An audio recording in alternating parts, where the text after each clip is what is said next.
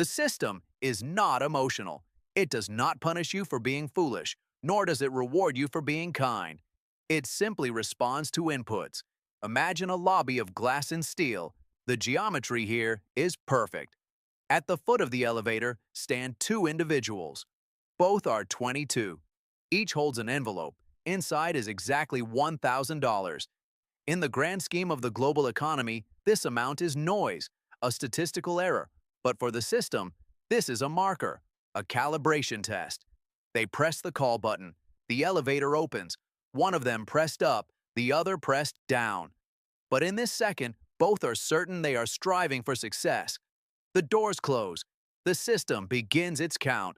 The first year is always a trap of the here and now. Friend A makes his first systemic error. He walks into a store where the light falls perfectly on titanium frames.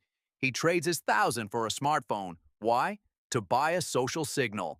The moment he taps his card against the terminal, the system makes a note. Subject is willing to trade future freedom for an instant neurobiological spike. He feels the weight of the device in his pocket. He feels the status. For the first time, people look at his gadget before they look into his eyes. He has bought a ticket to the elite at the price of 100% of his capital. Friend B opens a laptop. His deal is quiet. No lines, no storefronts. He buys an index fund. On his screen, a line of numbers simply appears. His friends laugh. They ask why he spent $1,000 on pixels in an app when he could have a screen with a 120 Hz refresh rate.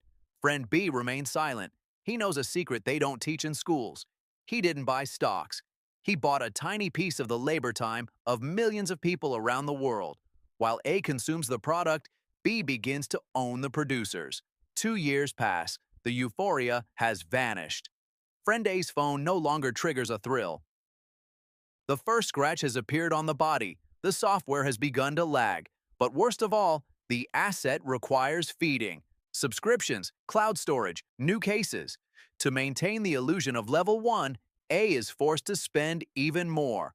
His asset is a parasite. Friend B studies the charts. His $1,000 has turned into $1,100.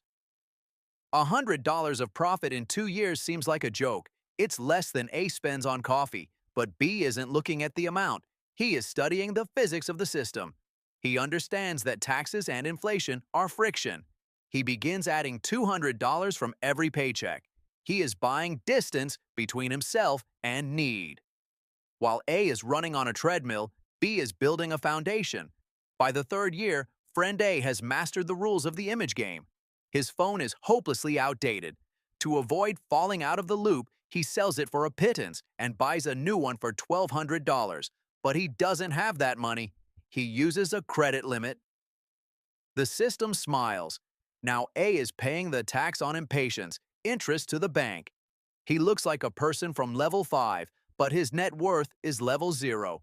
He is a mirror reflecting someone else's wealth without possessing a single drop of his own. Friend B becomes invisible. He wears the same clothes he did 3 years ago. His capital has reached $10,000. To the elite, this is dust. But for an ordinary person, this is already energy. This money brings him income equal to his weekly salary just by existing in space. He begins to realize compound interest is not a formula, but a force of gravity. It has started to pull opportunities toward him. The 4th year brings a market correction. Friend B's portfolio drops by 20%. Friend A is delighted. He asks where the millions are, claiming the stocks are just trash on a screen while his phone at least works. B does not argue. He walks in the park and reads the reports of the companies he owns. People are still buying food. People are still paying for internet. The companies are working. The market has simply repriced them for a time. He does what A considers madness. He invests all his available cash into this falling market. He is buying other people's fear at a discount. Year 5. Both receive a promotion. Income has grown by 50%. Friend A does what 90% of humanity does, lifestyle inflation. He moves into a more expensive apartment and leases a German sedan.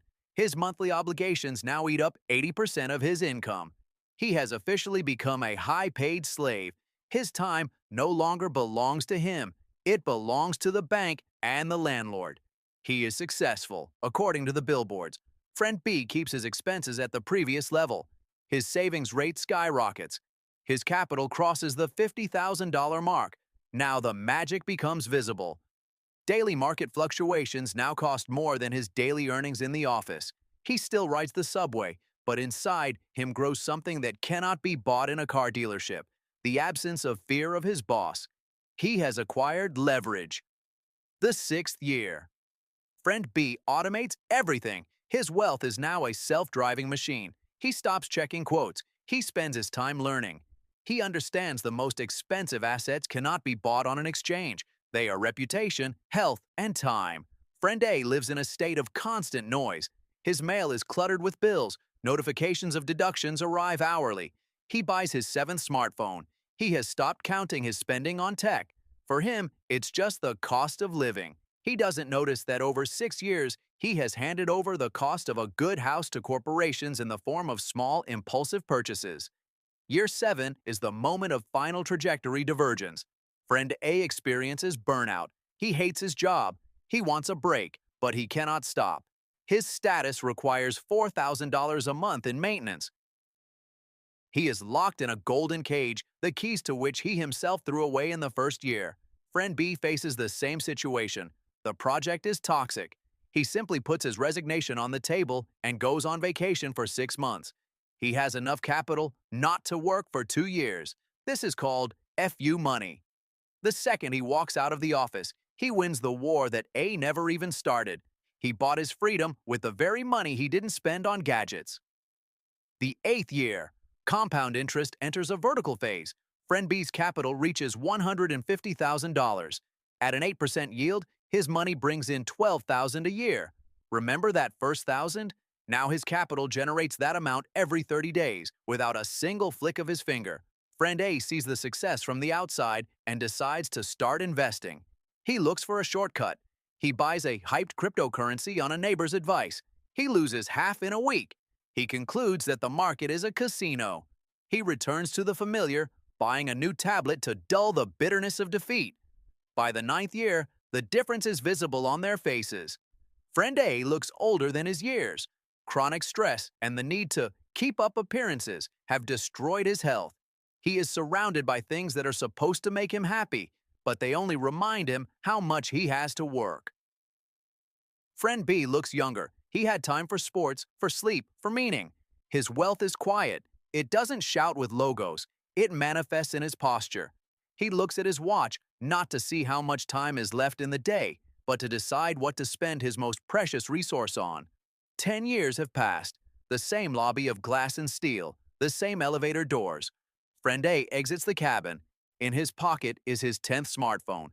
His net worth, after deducting debts, is minus $15,000. He worked for 10 years to become poorer than at the start of the journey. He is a perfect product of the system. He gave everything: time, health, dreams, in exchange for pieces of plastic that are already in a landfill. Friend B enters the lobby.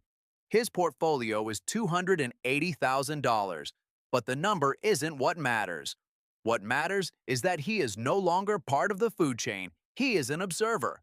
His $1,000 turn not into money, but into opportunities. He can start a business, go to the mountains, or provide for his parents' old age.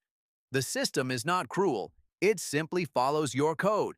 When you choose a liability over an asset, you choose slavery over freedom. The elevator is always in motion. Every second, you're either paying someone for their capital or someone is paying you for yours. Friend A blames the economy and inflation. Friend B knows the truth. It was all about that first decision. The ability to distinguish value from price. A new analyst enters the lobby. In his hand, a fresh badge. In his pocket, $1,000. The elevator opens. On which floor will you get off?